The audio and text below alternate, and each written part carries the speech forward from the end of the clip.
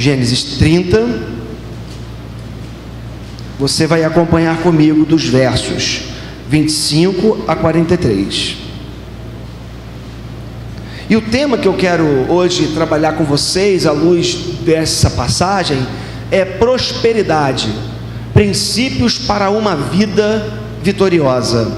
Prosperidade, princípios para uma vida vitoriosa, à luz de Gênesis capítulo 30, dos versos 25 a 43. Todos acharam? Amém? Ou misericórdia? Amém. Vamos lá então. Então, assim nos diz a palavra de Deus. Depois que Raquel deu à luz José, Jacó disse a Labão: deixe-me voltar para a minha terra natal, dê-me as minhas mulheres, pelas quais eu servi, e os meus filhos, e partirei. Você bem sabe quanto trabalhei para você. Mas Labão lhe disse: se mereço sua consideração, peço-lhe que fique. Por meio de adivinhação, descobri que o Senhor me abençoou por sua causa. E acrescentou: diga o seu salário, e eu lhe pagarei. Jacó lhe respondeu: você sabe quanto trabalhei para você, e como os seus rebanhos cresceram sob meus cuidados. O pouco que você possuía antes da minha chegada aumentou muito, pois o Senhor o abençoou depois que vim para cá. Contudo, quando farei algo em favor da minha própria família? Então Labão perguntou: que você quer que eu lhe dê? Não me dê coisa alguma, respondeu Jacó. Voltarei a cuidar dos seus rebanhos, e se você concordar com o seguinte: hoje passarei por todos os seus rebanhos e tirarei do meio deles todas as ovelhas salpicadas e pintadas, todos os cordeiros pretos e todas as cabras pintadas e salpicadas. Elas serão o meu salário, e a minha honestidade dará testemunho de mim no futuro. Toda vez que você resolver verificar o meu salário, se estiver em meu poder alguma cabra que não seja salpicada ou pintada, e algum cordeiro que não seja preto, poderá considerá-lo roubados. E disse Labão: de acordo, seja como você disse. Naquele mesmo dia, Labão separou todos os bodes que tinham listras ou manchas brancas, todas as cabras que tinham pintas ou manchas brancas, e todos os cordeiros pretos, e os colocou aos cuidados de seus filhos. Afastou-se então de Jacó a distância equivalente a 3 dias de viagem, e Jacó continuou a apacentar o resto dos rebanhos de Labão. Jacó pegou galhos verdes de estoraque, amendoeira e plátano, e neles fez listras brancas, descascando-os parcialmente e expondo assim a parte branca interna dos galhos. Depois fixou os galhos descascados junto aos bebedouros, na fonte dos rebanhos, no lugar onde costumavam beber água. Na época do cio, os rebanhos vinham beber e se acasalavam diante dos galhos, e geravam filhotes listrados, salpicados e pintados. Jacó separava os filhotes do rebanho dos demais, e fazia com que esses ficassem juntos dos mais listrados e pretos de Labão. Assim foi formando o seu próprio rebanho,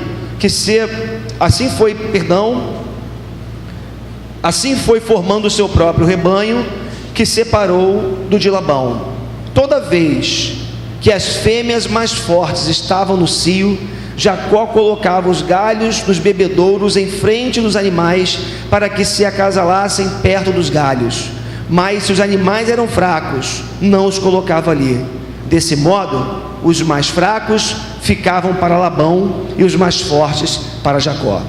Assim, o homem ficou extremamente rico, tornando-se dono de grandes rebanhos, e de servos e servas, camelos e jumentos. Mais uma vez, esse último verso: assim o homem ficou extremamente rico, tornando-se dono de grandes rebanhos e de servos e servas, camelos e jumentos. Vamos orar? Feche os seus olhos mais uma vez.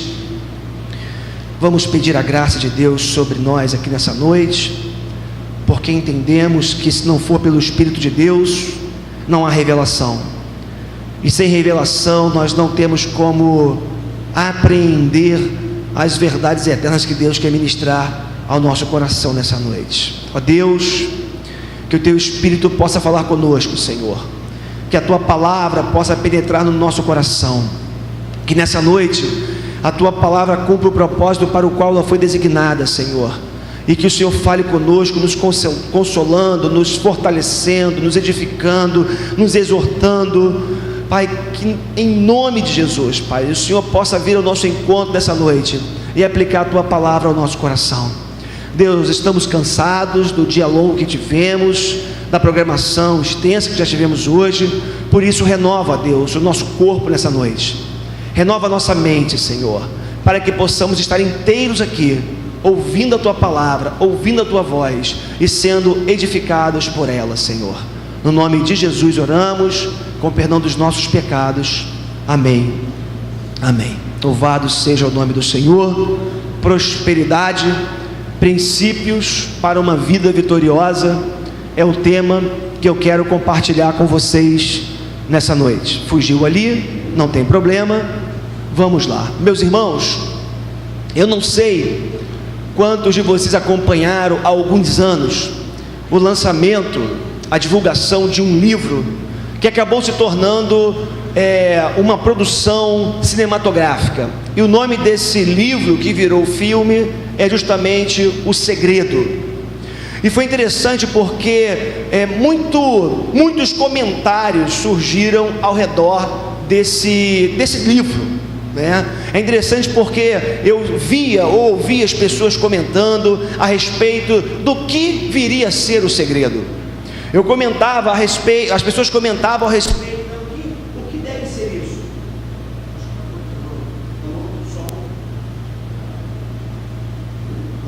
Voltou, tem alguma interferência.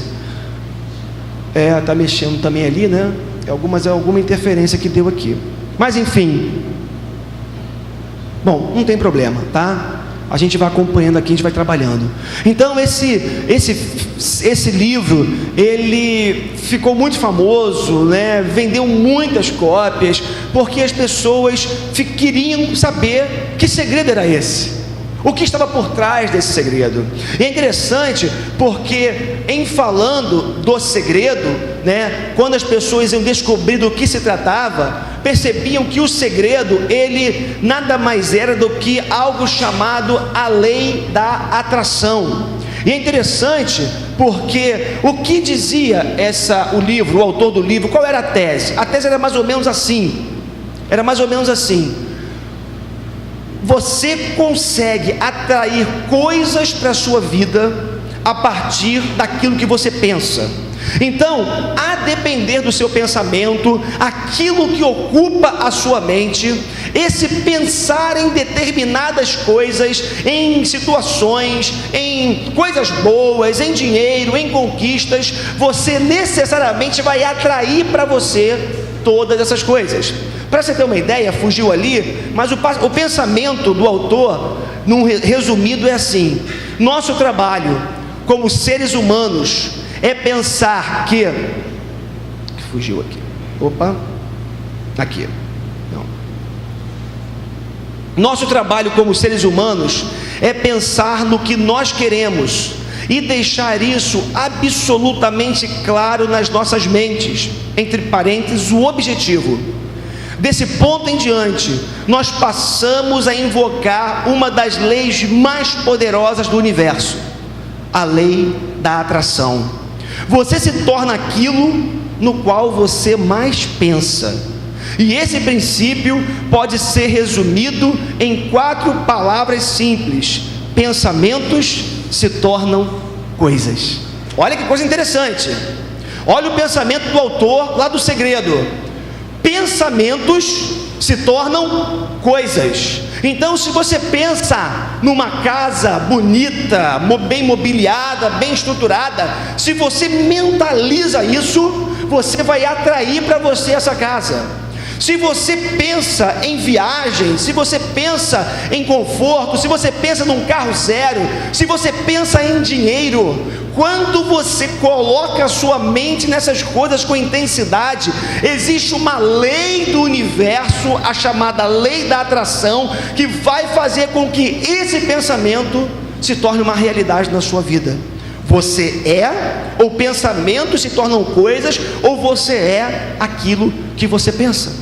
Meus irmãos, quando eu olhei para essa tese, né, para o pensamento do autor, e para o que está por trás disso, necessariamente eu fiz uma ponte com a chamada teologia da prosperidade dos nossos dias.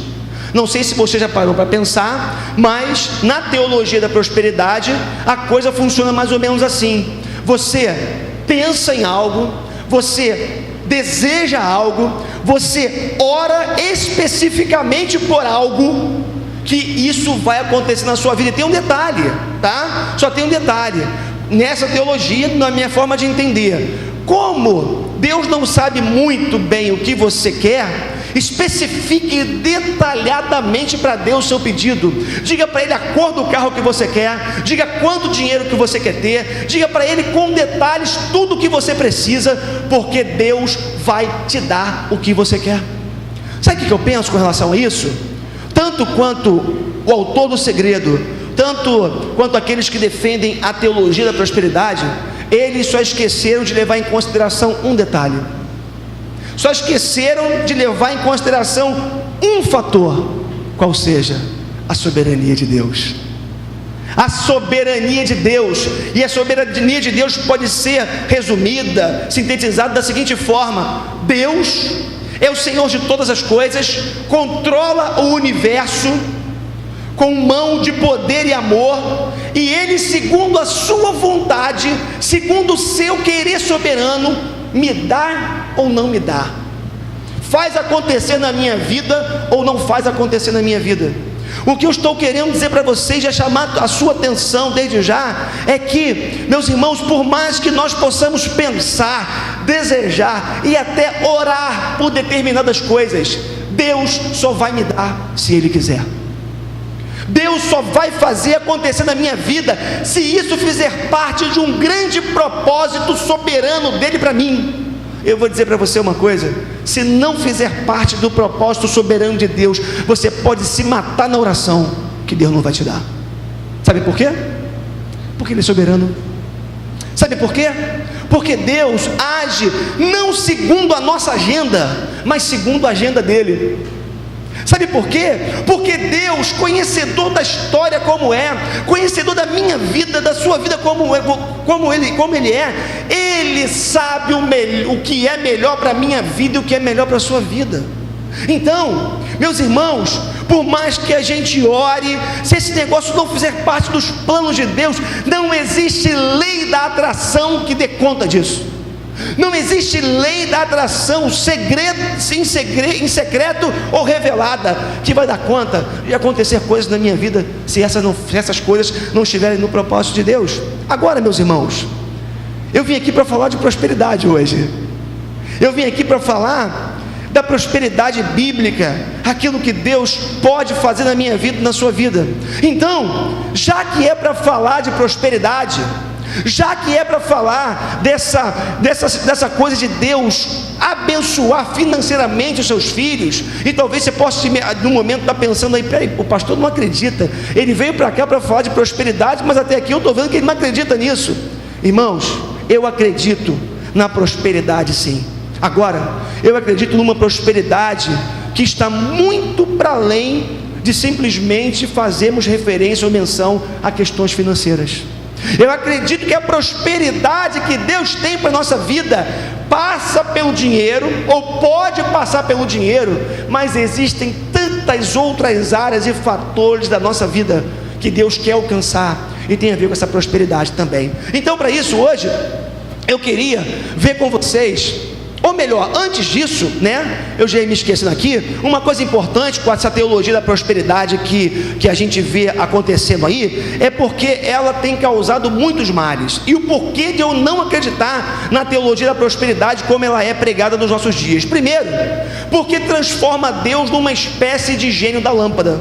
Não sei se você já ouviu, existem algumas orações onde Deus é colocado contra a parede. Deus, você tem que me dar. Deus, você tem que fazer por mim.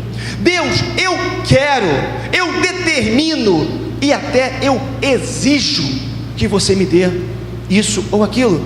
Então, para mim, o primeiro problema com a teologia da prosperidade, como é anunciada por aí, é que ela transforma Deus num gênio da lâmpada. Deixa eu dar uma esfregadinha aqui, para ver o que esse Deus vai fazer por mim hoje.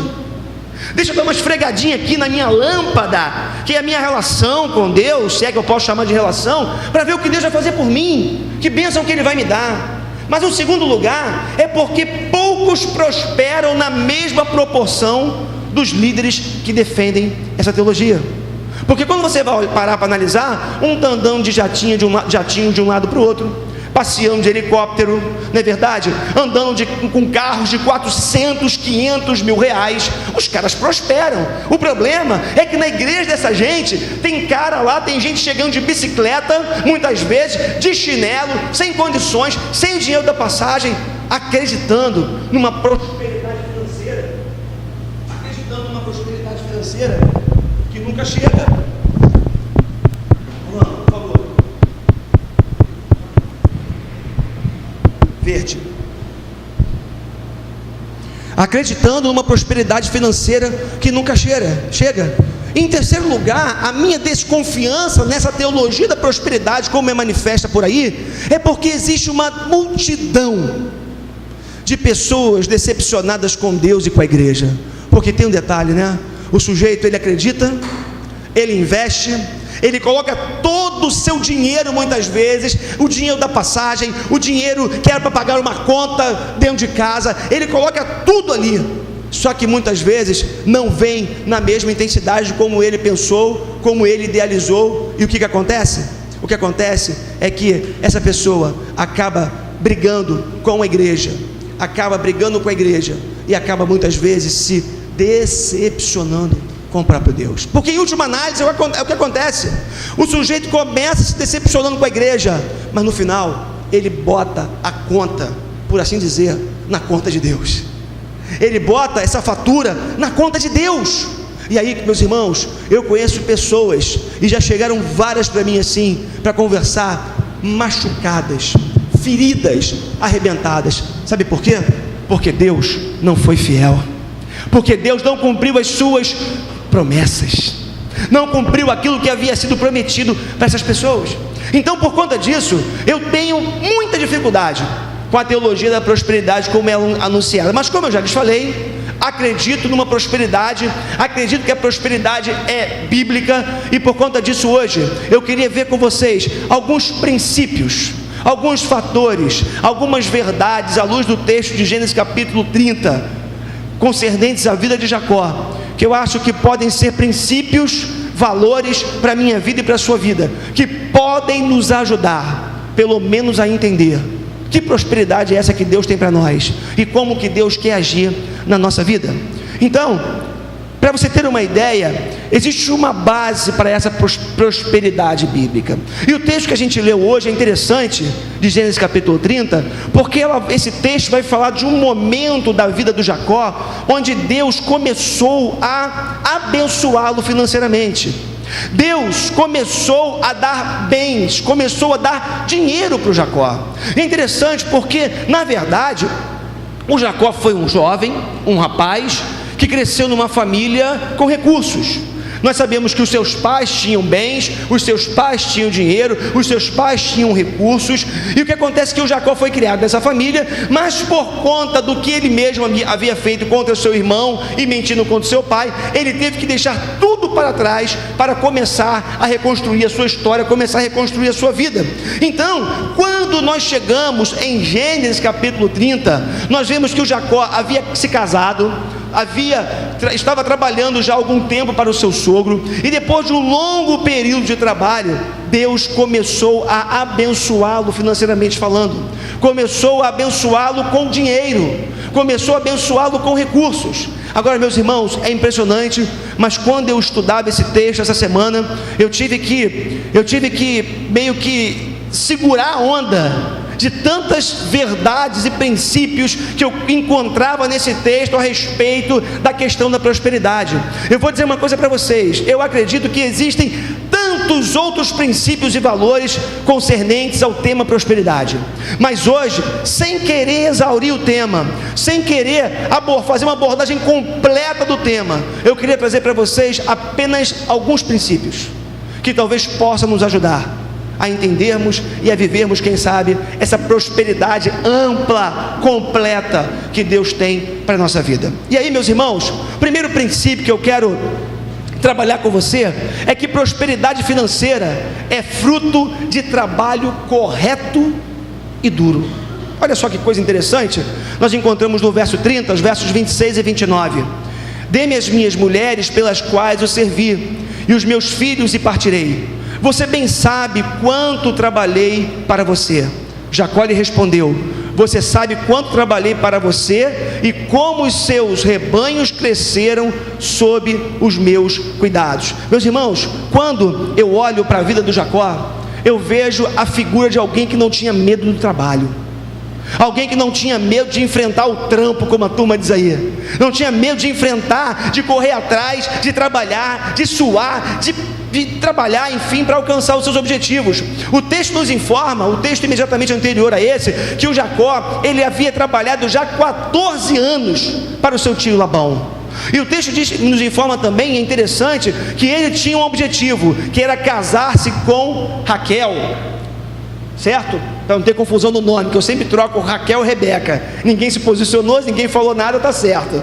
Então, por Raquel, o Jacó trabalhou por 14 anos. Esse cara não tinha medo do trabalho, esse cara não tinha medo de enfrentar as dificuldades. Eu vou dizer uma coisa para você: a regra é: quer ter dinheiro, quer melhorar de vida, trabalhe duro, e trabalhe duro com responsabilidade. Meus irmãos, olhem para mim aqui. Eu sei que lá em Gênesis, quando o homem pecou, Adão e Eva se afastaram de Deus por meio do pecado, Deus veio com uma palavra de condenação por conta daquilo que eles haviam feito. E nessa palavra de condenação, tem um determinado momento que Deus vai falar para eles assim: olha, do seu suor você comerá. Ou seja, é mais ou menos assim. Num primeiro momento a gente pode entender: bom, se do seu suor Deus falou para o Adão, ele ia comer o fruto da terra, ele ia trabalhar para poder comer, logo trabalhar ou trabalho é uma condenação de Deus, um peso de Deus para a vida do homem. Pera lá, nós não podemos nos esquecer de algo nessa noite. O trabalho era algo que Deus já havia dado para Adão muito antes da queda. O trabalho, por mais que entre aqui como se tornando um peso para o homem, eu vou falar um pouquinho sobre isso já. O trabalho era algo que Deus já havia idealizado para o homem muito antes dele pecar, muito antes dele cair. Deus já havia chamado Adão para ser o seu parceiro na criação, dando nome aos animais, cuidando de todas as coisas junto com Eva. Deus colocou o Adão no jardim do Éden para que ele pudesse lavrar a terra, para que ele pudesse cuidar do rebanho, para que ele pudesse estar ali cuidando dos animais, vivenciando aquela realidade agrária, por assim dizer. Meus irmãos, olha, entenda uma coisa nessa noite: eu acredito que na verdade não é o trabalho que é uma maldição na vida do homem, mas o que acontece muitas vezes é a nossa relação com o trabalho, é que muitas vezes se torna um peso para a nossa vida. É interessante isso, né? Porque às vezes a gente começa a fazer pensando em ganhar dinheiro, pensando em enriquecer, pensando em prosperar. O que a gente faz? A gente às vezes entra em alguns trabalhos que não estão no nosso coração, que nós não sonhamos, quem sabe lá atrás, para a nossa vida. E você entra porque você quer ganhar dinheiro, porque você precisa se sustentar, e quando você vê, o seu coração está tomado por insatisfação, porque você faz aquilo que você está fazendo. E aí, queridos, eu queria desde já poder dar uma dica para todos nós nessa noite, sobretudo para os nossos jovens. Eu queria dizer para você: se você quiser ser próspero, eu acho que você precisa começar a pensar em algumas coisas, se é que você já não tem pensado nisso. Você precisa estudar, você precisa se capacitar, precisa se habilitar, você precisa sonhar, e você precisa trabalhar. Não tem jeito, essa é a regra. Pode ser que Deus de alguma forma cruze os céus, o sobrenatural dele chegue na sua vida de uma forma diferente e que você ganhe dinheiro por outra via, mas naturalmente falando, humanamente falando, como padrão de Deus para a humanidade, é próspero aquele que trabalha. Olha, há umas 2 semanas, a gente foi comer um pastel ali no Mananciais, certo, Daniel? A gente foi comer pastel. E a gente chegou lá, né? Eu fui lá para a Estrada dos Mananciais, Rua dos Mananciais, não sei como é que chama, e lá na Taquara, e a gente chegou lá, era um lugar estruturado, mas era tanta gente, e a minha mulher, que é inquiridora, quer saber de tudo, quer conhecer tudo, logo conheceu um cara lá, que o cara sabia a história do local. E a história do local é a seguinte: o cara, hoje, ele tem uma pastelaria que é um sucesso, né? Vem gente de Campo Grande, daqui da freguesia, como foi o nosso caso, né? Uma caravana para comer pastel na Taquara.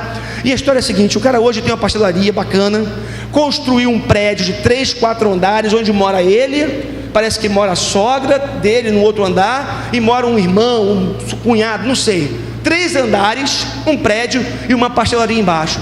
Sabe como é que esse cara começou? A história conta, né? O cara estava contando pra gente, e eu conheci uma outra pessoa essa semana que confirmou essa história, que conhece o local. Ele começou numa tendazinha na rua, há uns 12, 15 anos, na calçada, a mulher com aquele negócio de fritar pastel, ele com uma pedra de granito assim, colocada onde ele fazia, cortava massa, preparava, e a esposa, a mulher grávida, eles começaram a vender pastel na calçada. E hoje o cara construiu um prédio de 3 andares, bonito, uma fachada linda, tem uma pastelaria bacana, parece que ele tem um outro negócio já relacionado à questão do pastel. O que eu estou querendo dizer é que existe outro dia eu ouvi alguém falar assim: quer ficar rico, não trabalhe porque quem trabalha não ganha dinheiro. Eu discordo, e para mim esse é um exemplo prático disso. Eu quero dizer uma coisa para você: se você tem um sonho, se você acha que Deus tem chamado você, até mesmo para ter dinheiro, para ganhar dinheiro, trabalhe duro, porque o trabalho, se você trabalhar, se você investir, se você correr atrás, você vai colher os frutos do seu trabalho. Amém, queridos?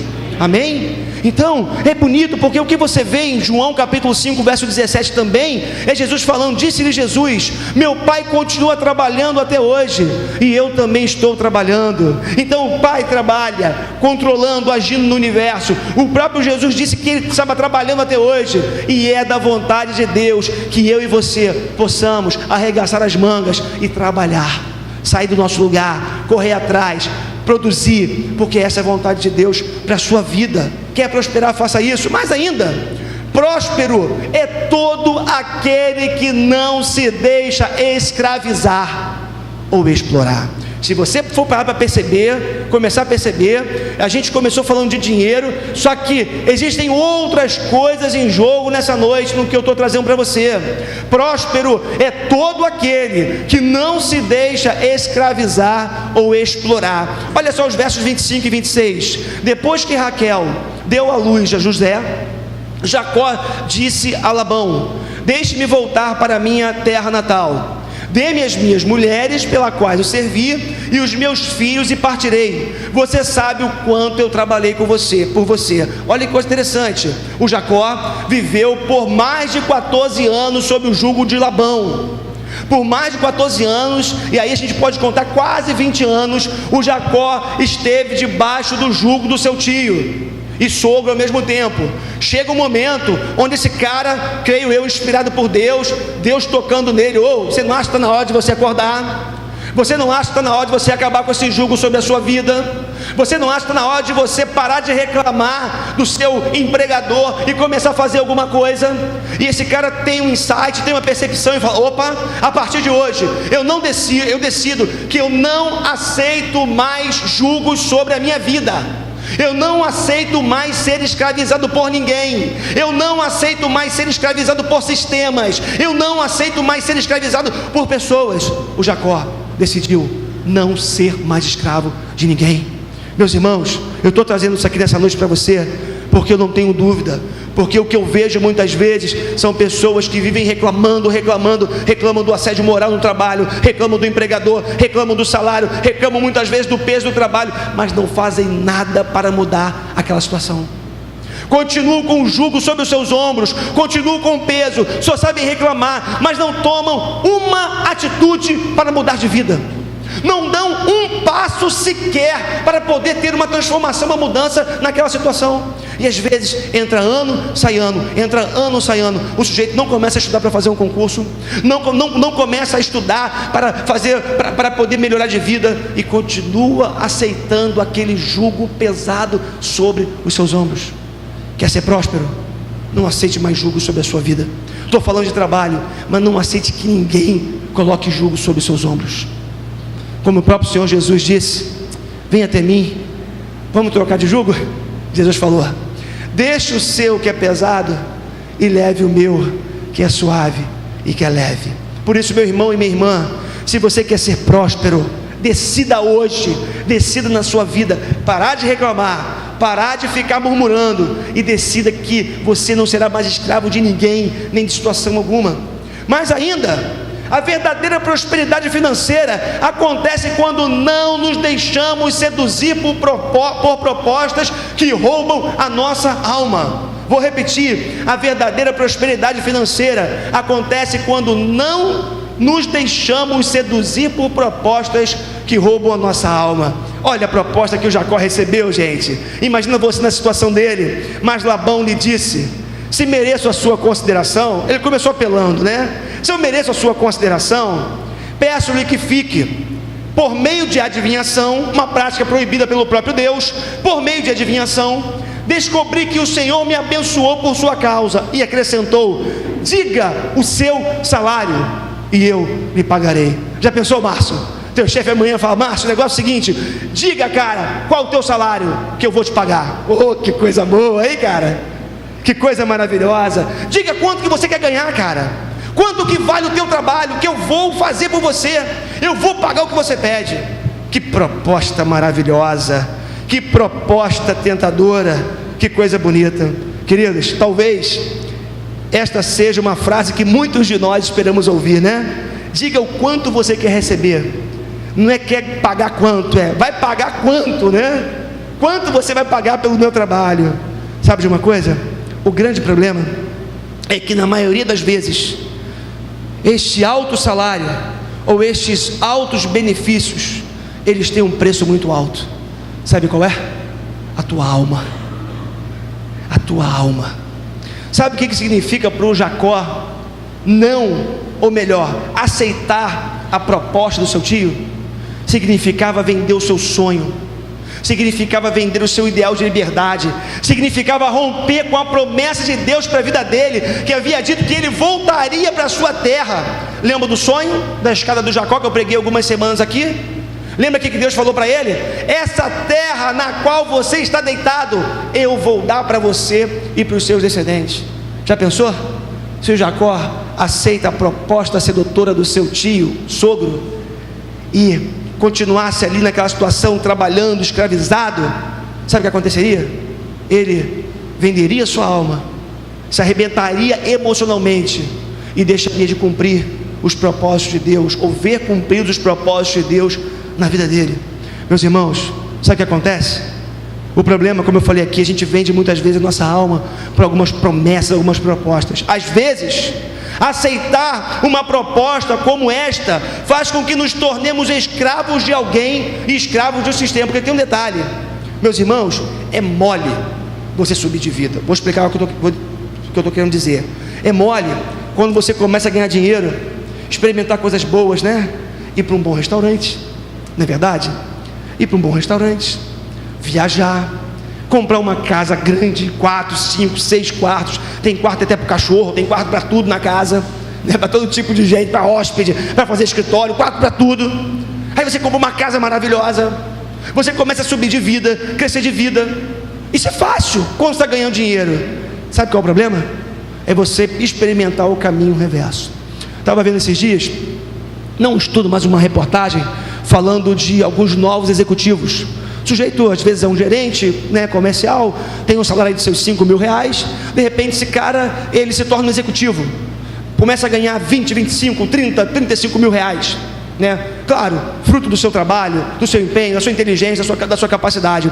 O problema é que essa reportagem dizia o seguinte: o sujeito, ele está num cargo que é extremamente perigoso, onde hoje ele está aqui, está por cima da carne seca, como a turma diz, está ganhando grana, mas está todo mundo de olho no cargo dele, está todo mundo de olho e querendo passar perna, porque o mercado é assim, o mundo corporativo é assim. E o que acontece? Esse sujeito começa da noite para o dia viver um estilo de vida, um padrão de vida, primeiro que ele não estava acostumado, em segundo lugar, que ele ainda não teve lastro, não criou uma base para viver o padrão de vida que ele começou a viver da noite para o dia.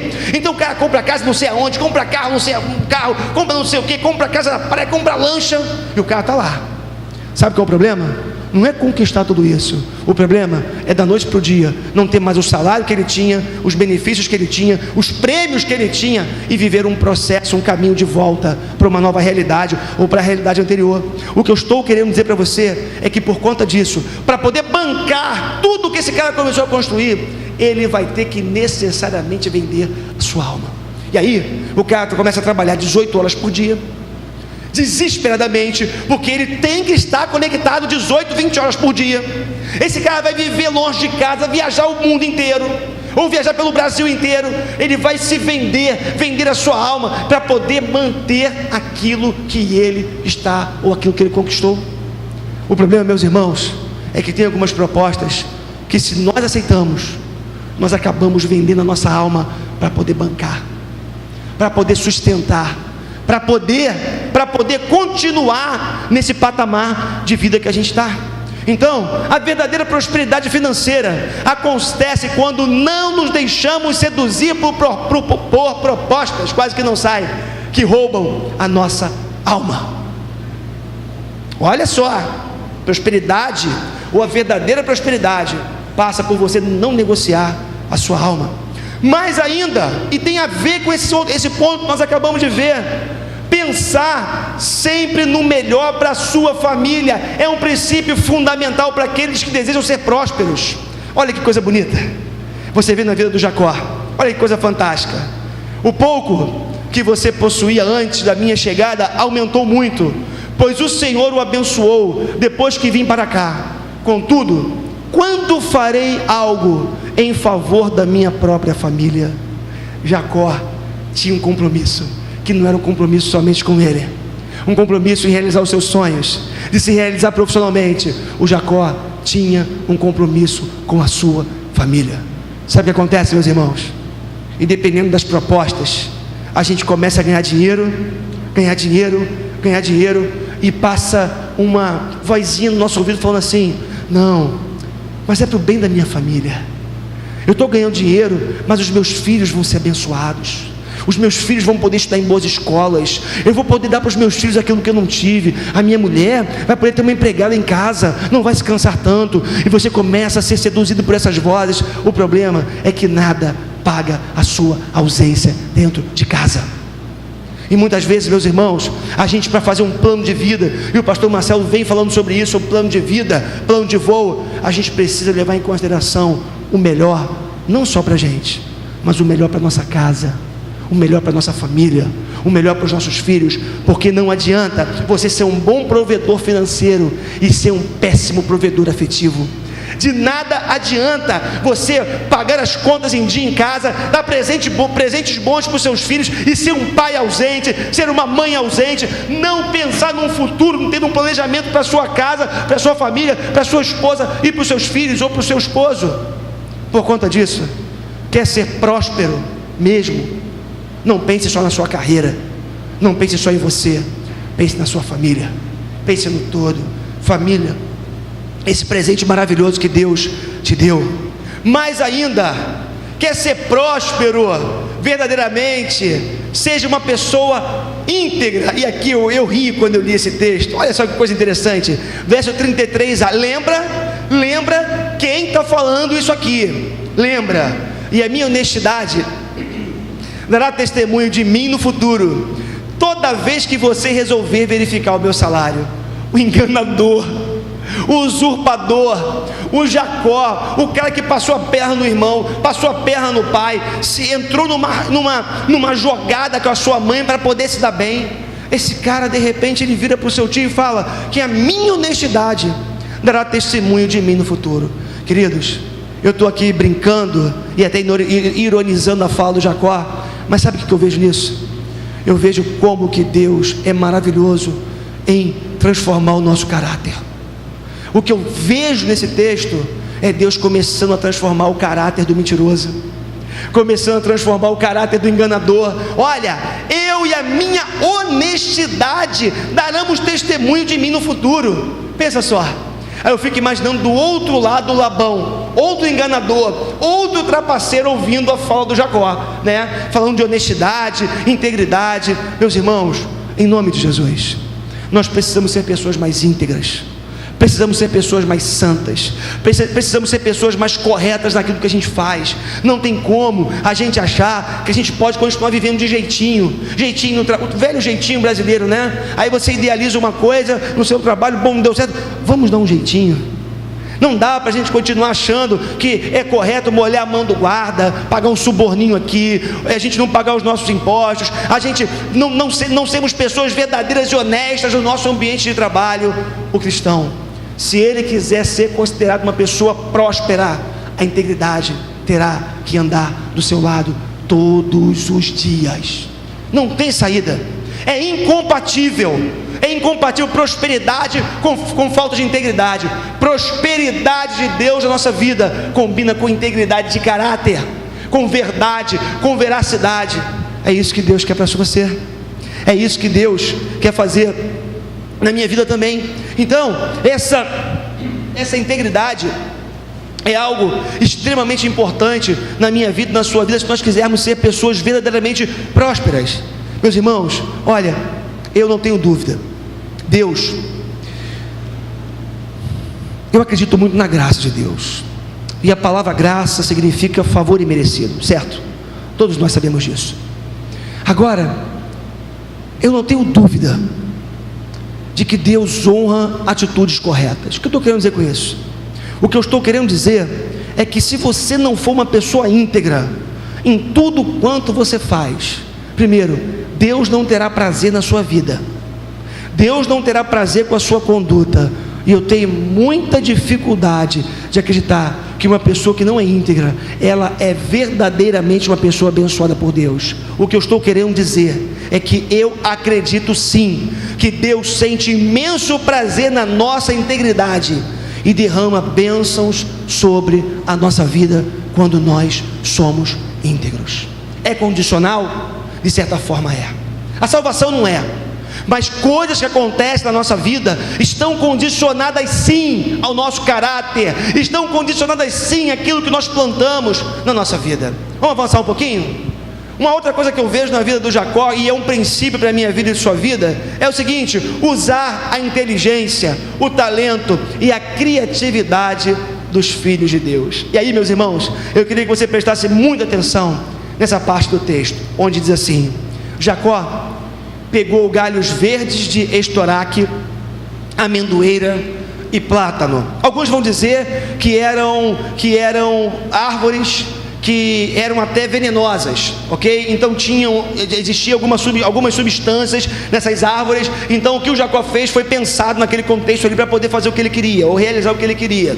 Então Jacó pegou galhos verdes de estoraque, amendoeira e plátano, e neles fez listras brancas, descascando-os parcialmente e expondo assim a parte branca interna dos galhos. Depois fixou os galhos descascados junto aos bebedouros na frente dos rebanhos, no lugar onde costumavam beber água. Na época do cio, os rebanhos vinham beber e se acasalavam diante dos galhos, e geravam filhotes listrados, salpicados e pintados. Jacó separava os filhotes do rebanho dos demais e fazia com que esses ficassem juntos dos animais listrados e pretos de Labão. Assim foi formando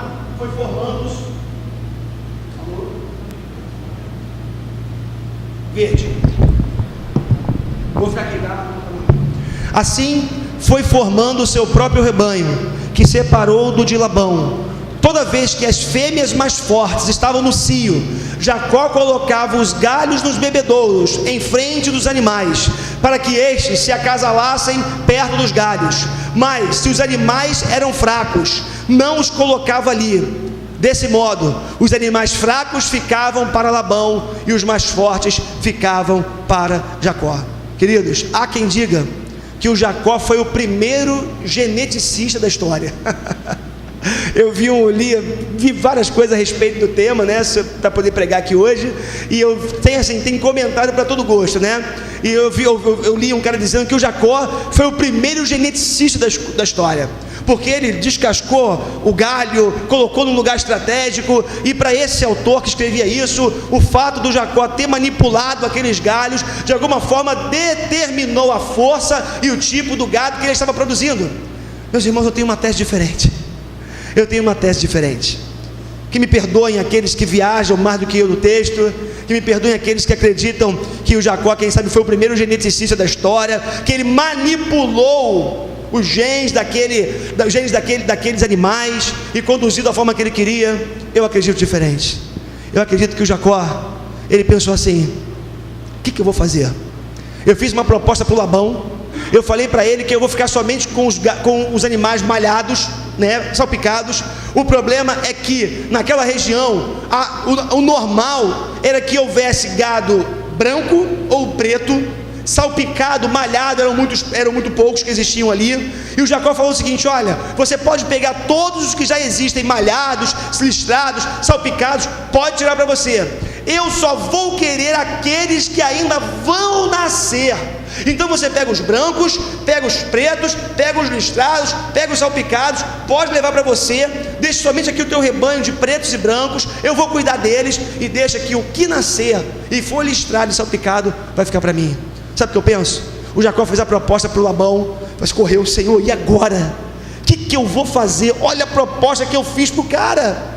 Olha a proposta que eu fiz para ele. Eu falei para ele que vou ficar somente com os malhados, e ele ainda levou os malhados que já existiam. O que vai acontecer? Aí, meus irmãos, eu acredito que o Jacó parou e teve uma ideia. Porque tem um detalhe, né? Eu acredito sim que os filhos de Deus, ou para os seus filhos, Deus dá inteligência, Deus dá talento e Deus dá criatividade. Eu acredito que o Jacó deve ter parado e pensou: o que eu vou fazer? Bom, eu sou um pastor de ovelhas, eu lido com galho, com as ovelhas, eu conheço o campo, eu estou sempre com madeira, com folha. Eu vou fazer uma coisa aqui: eu vou pegar uns galhos aqui, eu vou colocar aqui perto do bebedouro, para ver se esse negócio, quem sabe, as listras, né, desses galhos, quem sabe elas possam atrair os animais. Sabe o que eu estou querendo dizer para você? Eu não acredito em nenhum fator genético nesse texto, em manipulação genética nesse texto, mas eu acredito que o Jacó pensou assim: eu preciso apresentar alguma coisa para Deus. Eu acredito que Deus pode fazer um milagre, eu acredito que Deus pode agir, mas eu quero apresentar alguma coisa para que em cima daquilo que eu apresentar para Deus, Ele possa agir. E o Jacó, usando da inteligência, do talento, a criatividade, ele arma todo esse cenário, todo esse contexto ali que a gente está vendo, prepara todo o ambiente, e ele faz aquilo tudo, e o que a gente vê é Deus agindo na vida dele, e fazendo com que os animais de verdade pudessem nascer da forma como ele tinha sonhado. Eu só quero nesse ponto ressaltar uma coisa para você: você é uma pessoa que Deus tem dado criatividade, talento, inteligência. Por conta disso, saia do lugar, haja, não fique parado esperando cair do céu. Você é uma pessoa, um filho de Deus, e Deus tem dado para você, como eu já falei, inteligência, talento, criatividade. Use isso na sua vida. Tome posse desse talento, dessa inteligência, dessa criatividade, e pense: o que eu posso fazer para poder ganhar dinheiro? Eu estou aqui hoje, estou parado, estou desempregado, vou vender pastel. Será que com a sua atitude você não pode vir a ser o próximo empresário, o rei do pastel da freguesia, construir um prédio como aquele cara construiu e ganhar dinheiro com isso? Irmãos, em nome de Jesus, O que eu estou querendo chamar você, eu peço graça a Deus para que você possa entender isso nessa noite, que o Espírito de Deus possa aplicar essas verdades no seu coração. O que Deus está falando para você é para você sair do lugar, apresentar algo para Ele. Eu acredito que se você for uma pessoa íntegra, se você for uma pessoa que trabalhe duro, uma pessoa que bota a cabeça para funcionar, você vai poder construir algo e Deus vai honrar o fruto do seu trabalho. Deus vai honrar a sua vida, Deus vai honrar esse talento, essa criatividade. Deus não vai deixar você na mão. É isso que eu quero dizer para você. Então, use a inteligência, use o talento, use a criatividade que Deus tem te dado para poder fazer diferença, para poder ser uma pessoa próspera. E eu vou avançar um pouquinho mais, porque a prosperidade tem como um fim maior cumprir os propósitos de Deus, os propósitos eternos de Deus. E aí, eu vou lá no verso 43, onde fala assim: o homem ficou extremamente rico, tornando-se dono de grandes rebanhos, de servos e servas, camelos e jumentos. Eu não tenho dúvida que Deus queria abençoar o Jacó. Deus queria dar dinheiro para o Jacó. Deus queria abençoá-lo financeiramente. Mas tem um detalhe: a bênção do Jacó, a bênção que o Jacó recebeu na sua vida, tinha um propósito muito maior do que simplesmente abençoar o Jacó financeiramente. Sabe qual era? Sabe qual era o propósito de Deus? A formação de um povo. A formação de um povo eleito, separado, desde antes da fundação do mundo, para que esse povo pudesse, mesmo sendo um povo pequeno inicialmente, pudesse crescer, pudesse prosperar e pudesse ser desse povo, dessa gente, que o Messias, o Salvador do mundo, ele ia vir desse povo para poder abençoar todos os povos e para que nós pudéssemos estar aqui nessa noite adorando e louvando a Deus. Irmãos, Deus abençoou Jacó, mas o olhar de Deus era um olhar macro, um olhar holístico, uma visão holística, ou seja, muito maior. Às vezes Deus abençoa alguém financeiramente, mas Deus não quer abençoar só aquela vida. Às vezes Deus dá prosperidade para algumas pessoas, mas não é para aquela pessoa entesourar, guardar tudo para si. É porque Deus às vezes tem um projeto muito maior para alcançar outras pessoas, para abençoar outras vidas, e um objetivo ainda maior, qual seja a manifestação do seu reino sobre a terra. O que eu estou querendo dizer é que se Deus hoje começar a abençoar a sua vida financeiramente falando, começar a dar dinheiro para você, o que eu estou querendo dizer para você nessa noite é que Ele quer abençoar a sua vida, Ele quer dar conforto para você, Ele quer que você tenha uma estrutura familiar melhor, mas Deus quer que você seja uma bênção do seu reino. Ele quer usar o dinheiro que Ele vai te dar, os teus recursos, para que o Evangelho, a palavra de Jesus, o Evangelho de Jesus possa alcançar outras pessoas através da sua vida. E aí Deus começa a dar dinheiro para você, você começa a frequentar determinados lugares, conhecer determinadas pessoas, e as oportunidades vão surgindo para você pregar o Evangelho, para difundir o reino de Deus, porque é isso que Deus quer fazer. Então, a prosperidade tem como um fim maior cumprir os propósitos de Deus. Olha só que coisa bonita em Gênesis 28, um pouco antes, dos versos 13 a 15. Ao lado dele estava o Senhor, quando Jacó teve a visão da escada, e os anjos que desciam e subiam dela. Ao lado dele estava o Senhor, que lhe disse: eu sou o Senhor, o Deus de seu pai Abraão e o Deus de Isaque. Darei a você e aos seus descendentes a terra na qual você está deitado. Seus descendentes serão como o pó da terra, e se espalharão para o oeste e para o leste, para o norte e para o sul. Todos os povos da terra serão abençoados por meio de você e da sua descendência. Estou com você e cuidarei de você, aonde quer que vá, e eu o trarei de volta a esta terra. Não deixarei, enquanto não fizer o que lhe prometi. Olha o propósito de Deus. Jacó enriqueceu, Jacó ganhou dinheiro, bens, animais, servos, mas o propósito de Deus maior estava aqui, ó. Gênesis capítulo 28. Por meio de você, tantas outras pessoas vão ser abençoadas. Quer ser próspero? Quer ser próspero? Amém? Você quer ser próspero? Entenda que o que Deus der para você, em última análise, não é só para você. Não é só para você. Ele tem um propósito maior com isso. Ele tem um objetivo maior com isso. Avançando, e já para a gente fechar,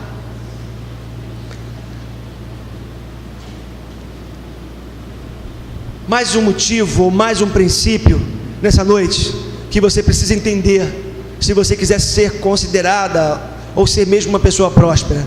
Você precisa atribuir todas as conquistas que você tiver a Deus, e devolver tudo a Ele. Vou repetir: atribuir todas as conquistas a Deus, e devolver tudo a Ele. Olha que coisa bonita. Já em Gênesis 31, no capítulo seguinte, no verso 9, ele vai contar para sua mulher como que tudo tinha acontecido, e ele vai dizer: foi assim que Deus tirou os rebanhos de seu pai e o deu a mim. Lembra que alguns disseram, ou que havia sido, o Jacó tinha sido o primeiro geneticista da história? Olha o que o Jacó está fazendo.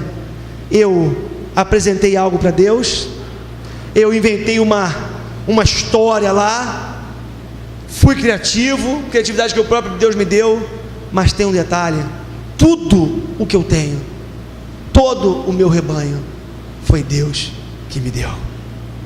Jacó tinha essa consciência, que a sua prosperidade não era fruto, em última análise, da sua inteligência, do seu trabalho, não era fruto das suas artimanhas, não era fruto de nada, a não ser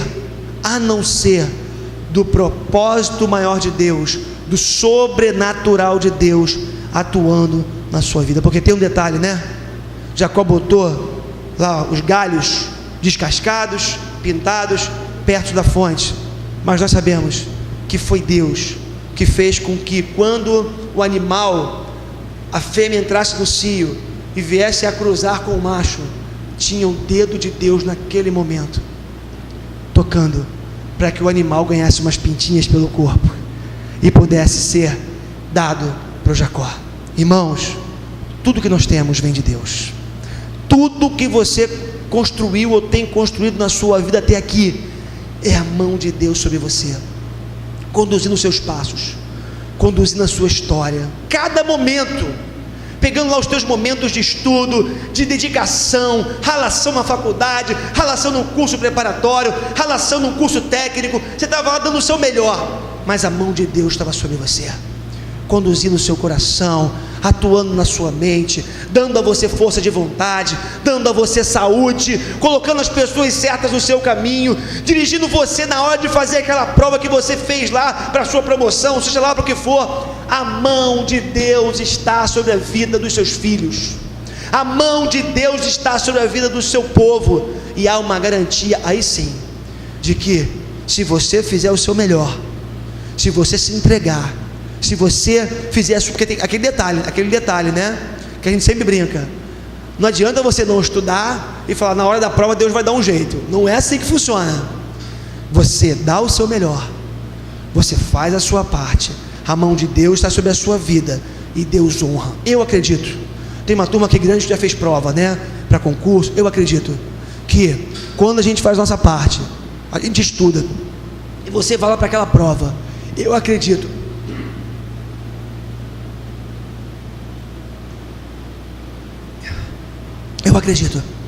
que o Espírito de Deus dá cola para a gente algumas vezes. Você estudou, cara, você se debruçou sobre o livro, você deu o seu melhor, chega na hora, eu acredito que vem o Espírito Santo quando você esquece, e faz você lembrar de algumas coisas, faz você lembrar de algumas situações, daquilo que você ouviu na sala de aula lá atrás, daquilo que você estudou. Estou dando o exemplo da prova, mas eu posso também dar o exemplo de algumas situações de trabalho, ali em loco, aquela situação, um caso concreto, real ali, você não sabe o que fazer, não sabe que caminho seguir, não sabe que decisão tomar, você fala, Deus, e agora o que eu faço? Deus vem e honra aquilo que você vai fazer, dando direção, iluminando o seu coração, iluminando a sua mente. Sabe por quê? Tudo que a gente conquista, que a gente faz, que a gente realiza, é Deus, gracioso e misericordioso como é, derramando bênção sobre a nossa vida. E aí, meus irmãos, o que fazer diante disso? Eu reconheci que foi Deus, eu reconheci que foi Deus que fez por mim. Qual é a atitude que eu tenho que ter? Como que eu vou agir? E o Jacó, ele já havia dito o que ele faria caso Deus o abençoasse, também em Gênesis capítulo 28. E esta pedra que hoje coloquei como coluna servirá de santuário de Deus, e de tudo o que me deres, certamente darei o dízimo. O princípio maravilhoso esse. Gratidão no coração. Não tem a ver com a quantidade de dinheiro, não tem a ver. Não tem a ver com quanto você coloca aqui todo mês ou toda semana, não tem a ver. Tem a ver com o estado do teu coração. Coração grato diante de Deus, que reconhece os seus feitos na sua vida, que reconhece a mão dele sobre você. Quer saber de uma coisa? Deus é tão bom, que eu vou retribuir a ele com um pouco daquilo que ele tem feito por mim, daquilo que ele tem me dado. É o princípio do dízimo. Meus irmãos, olhem para mim aqui, e aqui eu queria que você pudesse me ouvir com muita atenção. Infelizmente, voltando para o início dessa mensagem, em alguns meios é pregado: dê tudo o que você tem, traga o seu dízimo, certo? Que Deus te devolverá. Seja fiel, que Deus será fiel com você. Dê, que Deus te retribuirá. Essa frase, ela é recorrente em vários contextos. Eu não vejo base alguma na Bíblia para nós fazermos barganha com Deus, porque tem um detalhe. Eu acredito que essa verdade que eu estou trazendo para vocês nessa noite, ela funciona muito mais como um princípio, e eu quero que você entenda que o princípio não é uma regra estática, não é uma regra da qual você tem que cumprir, não é algo objetivo, ok? Mas funciona muito mais como um princípio do que como uma regra, como eu estou dizendo para vocês. O que eu estou querendo dizer é o seguinte: quando eu olho para o Antigo Testamento e vejo uma situação como essa de Jacó, onde você vê Jacó falando para Deus: Deus, se você me der, eu te darei. Deus dá para Jacó, e o Jacó retribui para Deus. Eu quero que nessa noite você veja isso não como uma lei para a sua vida, mas que você entenda isso como um princípio saudável, onde você vai entender pelo Espírito Santo de Deus que quando você dá para Deus, ou quando você contribui com o que você traz para a igreja, isso que você está fazendo não deve ser visto na perspectiva da barganha, da troca, do investimento, onde eu dou 10 para ganhar 100, não, mas é você entender que o que Deus mais se preocupa é com o estado do seu coração, é ver que você não é uma pessoa mesquinha, ver que você não é uma pessoa que vai entesourar tudo que Deus tem dado para você, ver em você uma pessoa que sente prazer em devolver para Deus o que Ele tem feito por você, tem muito mais a ver com o estado do nosso coração do que qualquer outra coisa. Então, eu sei que tem muita gente que tem dificuldade com o dízimo, muita gente, dá o que sobra. Lá em casa, eu dizia para a Cris esses dias: o negócio está meio apertado, a gente está tendo que esticar daqui, esticar de lá, mas eu falei para ela: olha, uma coisa que a gente não negocia é o nosso dízimo, porque dízimo a gente não dá do que sobra, a gente oferece em primeiro lugar. Você oferece porque você reconhece que você sabe que não importa, eu vou trazer para Deus, eu vou dar, e Deus vai honrar a minha atitude. Deus não vai deixar faltar na minha casa. Dízimo tem a ver com fé, dízimo tem a ver com gratidão, dízimo tem a ver com alegria, dízimo tem a ver com generosidade, dízimo tem como você entender que tudo veio de Deus e tudo precisa voltar necessariamente para Deus. Se você entender isso, o dízimo vai deixar de ser um peso na sua vida.